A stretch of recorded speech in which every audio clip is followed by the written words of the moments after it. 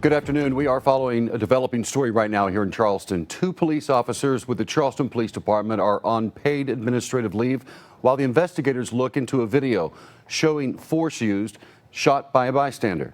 Eyewitness News reporter Jesse Starkey joins us now with what that video shows. Jesse. Dave, it's a video that's been shared across Facebook over the past couple of days showing use of force by Charleston police officers while they were trying to restrain someone Monday night. Take a look. It shows someone on the ground while two officers are trying to restrain them. Then an officer throws several punches while that person is on the ground. Charleston Police Chief Opie Smith came out with a statement saying this is under review by the department and those officers are on paid administrative leave. The community organization Reset is also reviewing the video along with Charleston Police. Family members have come forward to us saying the person in that video being arrested is Frida Gilmore. According to court documents, she was arrested Monday night on animal cruelty and charged with obstructing an officer as well. The complaint says more about the events leading up to this video. It states she was not cooperating with officers and had gotten into a fight with another person before this. The complaint also says Gilmore had a puppy inside of her pocket that appeared to have parvo and was dead. And good afternoon. We begin with an Eyewitness News exclusive. 4 days after her arrest was caught on camera, sparking an ongoing internal investigation inside the Charleston Police Department, the woman at the center of the case goes before a judge. Now, that arrest is now raising questions about the officer's use of force, taking her into custody. Eyewitness News reporter Jesse Starkey joins us live with new documents filed today as lawyers are demanding she be released from jail. Jesse. Dave, the entire situation was started when police were responding to a fight. From there, they say Frida Gilmore wasn't cooperating when they tried to arrest her, and that's where the controversy starts.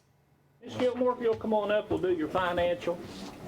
After an arrest was made Monday night, Charleston police officer C.D. McCoy wrote in a criminal complaint Frida Gilmore was refusing to remove her hands from her pockets and walking away after she had gotten into a fight with another person. For that, she's charged with obstruction. You've been brought in on animal cruelty and obstruction. You understand what you're being charged with? But police also say she had a dead puppy inside of her pocket that prompted the animal cruelty charge. By now, you've probably seen this video of her arrest posted to Facebook.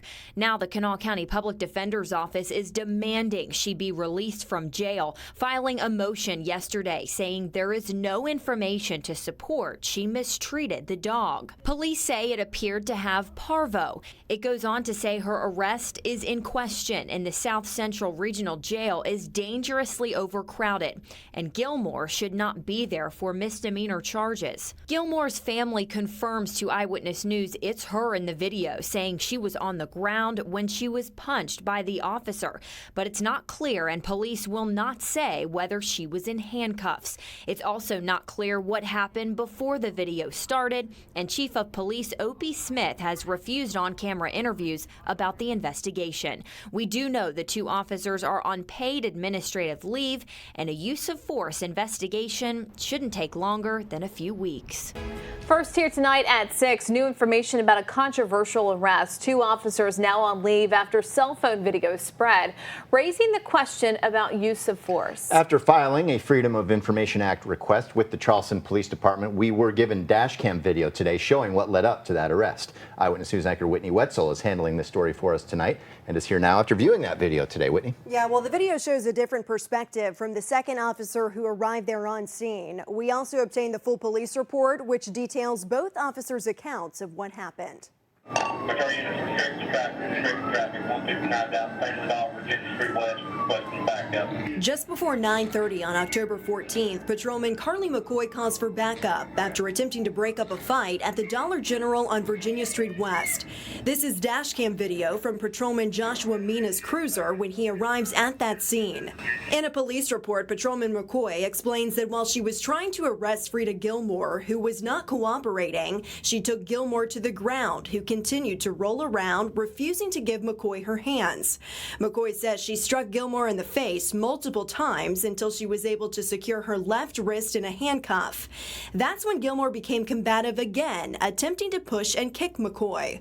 McCoy reports she began to strike Gilmore in the face again until Patrolman Mina arrived on scene. In a separate report, Patrolman Mina says when he got there, he saw McCoy on top of Gilmore, who was actively resisting arrest. He then attempted to strike Gilmore in the face approximately 4 times, which allowed McCoy to get a hold of Gilmore's hands and place them in handcuffs. We talked with Police Chief Opie Smith about what this video shows. It's just perception from the officer. His limited information coming into something like that, and his perception was basically, I mean, you heard it on the radio, the officer needed assistance. Chief Smith explains why neither officer was wearing a body camera during this incident, saying Patrolman McCoy was not issued one because she was on highway patrol and was driving through the neighborhood when she was flagged down to stop this fight.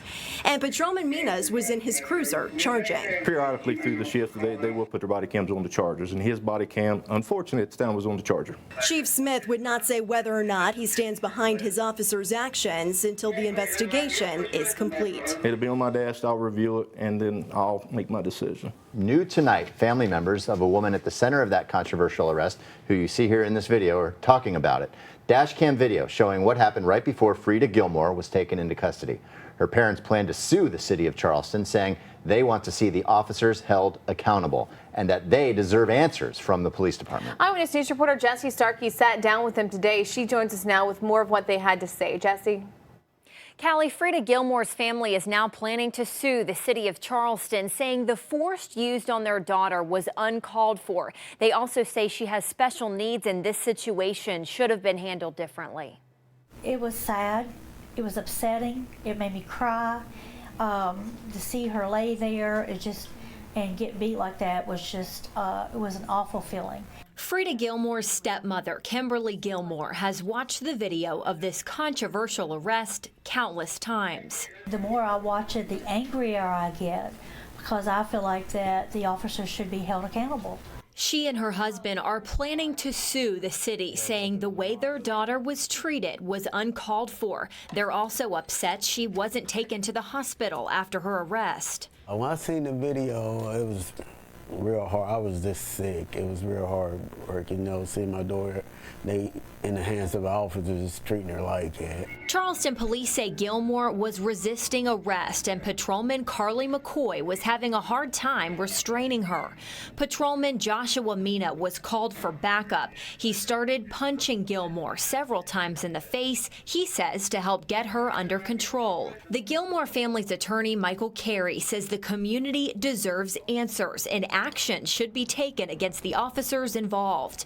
I want to see the city officials step up and do what is right and present all the evidence, all the documentation to the Kanawha County Prosecutor's Office. Gilmore's family says she has special needs and often communicates differently. She's not capable of, just some of the reactions that normal people have. She don't have those. They should recognize something wrong with her. Right. I don't think they should have to use all that force anyway. I mean, she only weighed, 90 pounds as a woman, too? Yeah, I mean, it don't make no sense. Right. They hope more training can help officers learn to handle situations when they come in contact with someone who is mentally disabled. There are several good officers that work with the Charleston Police Department. I want to make that very clear. It's a city official's job to make sure we only have good officers in those roles. The ACLU has also gotten involved. They came to Charleston to fight for Frida Gilmore's release from jail. First on Fox tonight, new information in a Charleston police use of force investigation.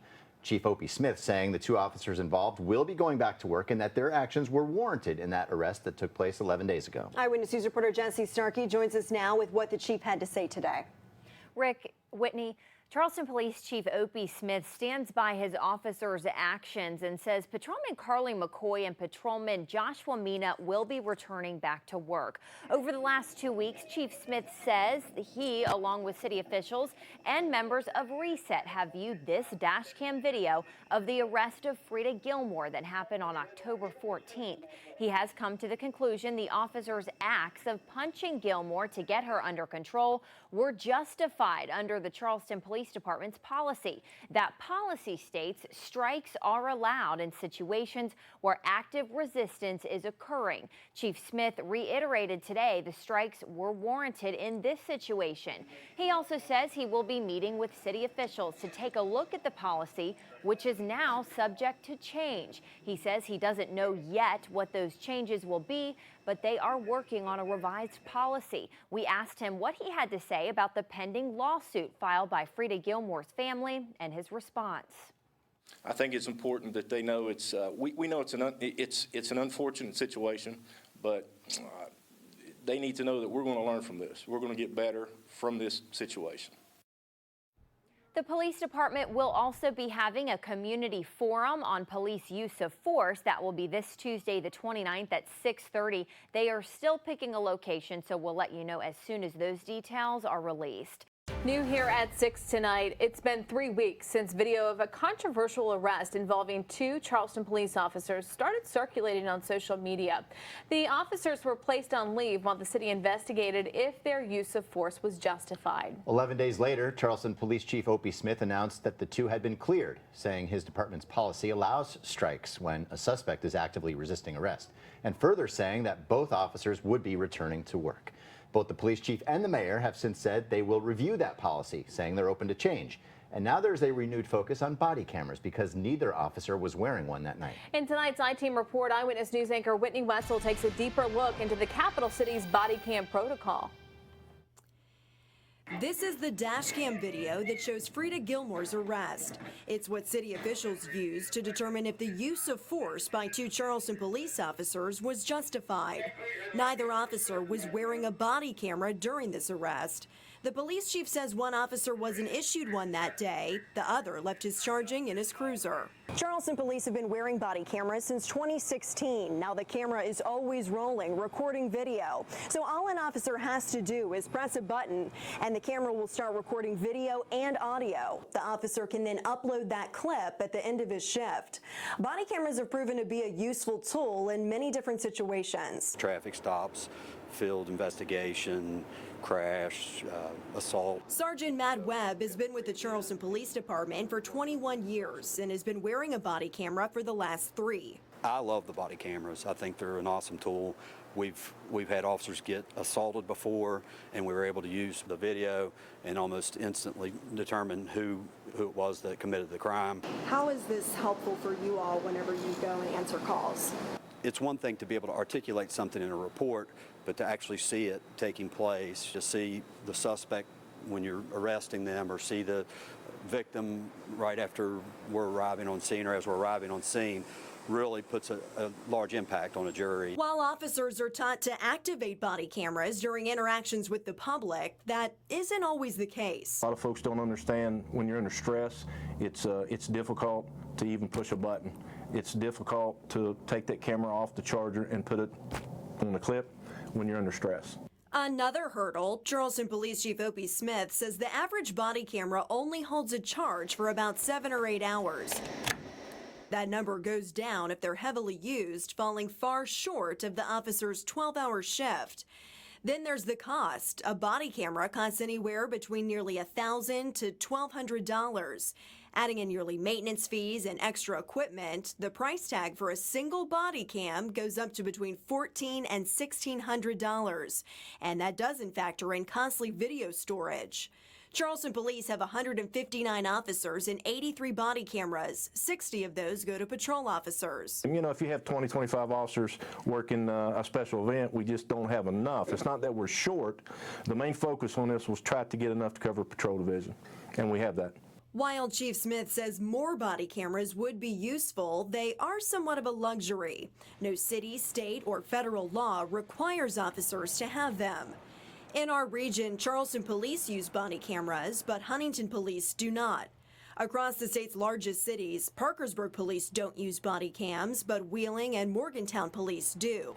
Morgantown has enough body cams to supply every officer with one and reprimands those who fail to use them. However, Wheeling and Charleston don't have enough for every officer and do not have a similar disciplinary policy. If we instill this too much in their heads and we start punishing officers, their focus is going to be turn that body cam on. I want them to focus on safety for themselves and for the citizens. Smith says he will review the department's current body cam policy and consider changes, much like the use of force policy, as technology and society evolve. I just think it's part of us being transparent. I think it helps the officer, it helps the community, it helps us come together as one. Now tomorrow, Charleston Police and the organization Reset will host a community forum to consider changes to the use of force policy. New here at 6 tonight, we continue to follow a developing story in Charleston as city officials say they are reviewing the police department's use of force policy following outcry over a video that showed police hitting a woman who police say was resisting arrest. And on the heels of a heated community forum last night, Eyewitness News reporter Leslie Rubin has more tonight from veteran police officers who are responding and asking for a seat at the table when it comes to updating the city's policy that has been in place for years. Nitro Police Chief Bobby Eggleton served 20 years at the Charleston Police Department. 2 decades ago, he used to tell himself something. First 5 years I was a policeman, I used to say I'd do it for free. He doesn't have to work anymore, but he says the idea of his job to protect and to serve keeps him coming back. Without the law enforcement officer out here on the street, we have anarchy. And I don't think the American people are ready for that. We are the thin blue line. And the thin blue line isn't something to where we protect ourselves. It's the line that we protect the public. Eggleton, like thousands of others in the capital city Tuesday night, watched in person and online as community members expressed concerns over CPD's policy that cleared 2 police officers in a use of force investigation. It's wrong to continue to reference and lean upon a policy to justify such an abusive situation that has rendered such a horrible decision only for policy's sake. The policy largely unchanged since the 90s when the Department of Justice came to Charleston to review its policy following complaints of excessive force. But the time is right now for you to do your job. We are dealing with things right now that in law enforcement of mental health issues that we are not equipped to do. We don't have a master's degree in psychology. We're police officers. We are bound to enforce the laws. State FOP President Steve Walker served 29 years at CPD and wants the opportunity to represent the 3,200 active and retired law enforcement in the state when it comes to reviewing the department's policy, as city officials have said they're doing. We, the FOP, are very open to meeting with people, getting them to understand we're common folks just like everybody else. We're not out to abuse anybody. When you set, especially a use of force policy, you better be educated on it. You better understand that there are situations that officers go into, not the public, but officers go into, that they're going to have to use force. In Charleston, Leslie Rubin, Eyewitness News. And we continue following a developing story in Charleston tonight. Mayor Amy Goodwin announcing today that the FBI will now be looking into that controversial arrest in Charleston, which led to an internal review, with the officers eventually getting cleared. Today, Goodwin, along with city council members, responded to a letter from concerned clergy calling for a change to the current use of force policy. And what was originally a news conference morphed into a heated discussion with that bombshell revelation that the feds now want to look at the case. Eyewitness News reporter Jesse Starkey is here with what the mayor had to say to the clergy who called for this action. Jesse? Whitney, clergy members say they are happy to hear Mayor Amy Goodwin and Chief Opie Smith turn the case over to the FBI. They say they never want to seem like they are against the police, but they have their concerns with how that arrest was handled, and Mayor Goodwin responded today. Community members, city leaders, and police officers sharing opinions in one room. It doesn't matter if you can tell that person is delusional, and you then start trying to restrain that person. Well, your primary goal as a police officer is to save and protect life. Right? The impromptu meeting comes as Mayor Amy Goodwin responded to a letter sent by the Concerned Clergy Coalition, raising questions and demanding action after the arrest of Frida Gilmore. We need to act on some of the things that they're requesting of us, because if they're telling us they don't feel safe, we need to fix that. And I know our officers want to fix that too. Mayor Goodwin says she plans to sit down with community members, Charleston Police, and former Police Chief Dallas Staples to review and update the use of force policy. It will also be published online, available to the public. Goodwin also says she wants to create a Police Citizen Advisory Council, which will act as a liaison between the police and the community. Each member will take part in a Citizens Police Academy to learn more about what police deal with day to day. It can't be all on the police officers. They can't solve all of our problems. Community members also need to step up and say, I'm going to participate more. I'm going to get engaged and involved.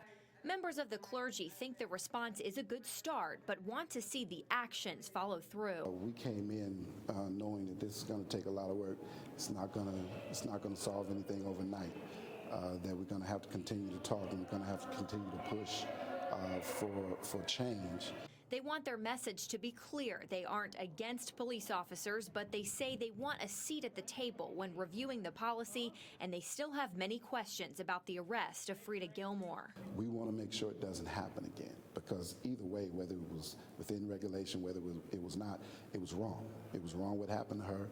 It was wrong how it happened. The Charleston Police Department will also take part in more training on how to deal with people who may be mentally ill. You can see today's full meeting over on our website, WCHSTV.com. In the studio, Jesse Starkey, Eyewitness News. Jesse, thanks. Police officers also packed City Hall to show support for their officers and respond to the criticism that's been circulating since that arrest last month. Eyewitness News reporter Raven Brown explains why officers believe they were not given the chance to thoroughly explain the current policy and why they believe the use of force was justified. Charleston Police and members of FOP taking time to clearly go over policy and break down Frida Gilmore's arrest. I think that it helps to have somebody lay that out and say, this is how this happened, this is how we got there. Former Charleston Police Sergeant Eric Smith says he thinks the response to the incident was handled poorly. This is what happened, step by step. I think had that happened early on in this incident back then, I think that a lot of the backlash wouldn't have happened. Sergeant Smith says it's important to watch the video frame by frame without emotion and broke down what's called the use of force continuum that was amended in 2013, which explains a second-by-second reaction of an officer to a subject's action and why the use of force by officers Josh Mina and Carly McCoy was within policy. When she's in handcuffs, it is clear. It's clear when you watch the video unemotionally that no officer uses any more force. They're sitting there catching their breath. Charleston Police Chief Opie Smith referring the controversial arrest to the FBI while both officers remain on the force. Smith says going to the FBI probably wouldn't have happened if not for the public backlash. We don't refer them all out. We do them mainly in-house because it's an internal investigation. I thought it would go a long ways. I thought it was a good decision for the community, for the department to refer it out. With the department down 14 officers and morale low, Chief Smith says support is what the officers need. You can't hesitate in this job because people get hurt, bad things can happen, not just officers, for people if we hesitate. So I just support, I think, is what they need right now. As the investigation goes a step further, Sergeant Smith believes the FBI will clear both officers. Positive, they'll come to the same conclusions that the Charleston Police Department has, that it was a legitimate use of force, that it's not a civil rights violation, and that it wasn't even a policy violation. The mayor says she supports the department, and Chief Smith says he stands by his officers. We also asked Mayor Goodwin about that low morale and short staffing within the police department. She says she's responded with signing bonuses, more training, equipment, and overall better communication with police to make sure they are getting what they need.